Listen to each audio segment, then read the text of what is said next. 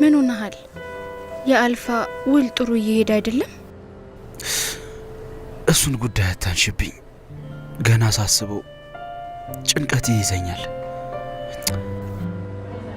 አንዳንዴ እንዳንቺ የፈለኩትን እያረኩ ደስ የሚል ህይወት መኖር እንፈልጋለሁ። ምኑ ያስደስታል?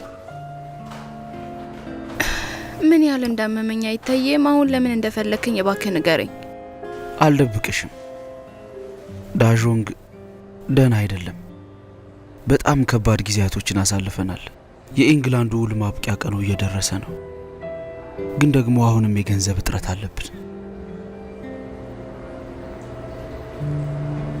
አዎ፣ አንተ ምን ያህል እንደ ተጨናነክ ይገባኛል።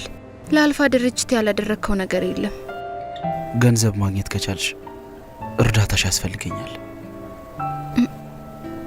እዚህ ድረስ እንድመጣ ያደረግከው በዚህ ምክንያት ነው?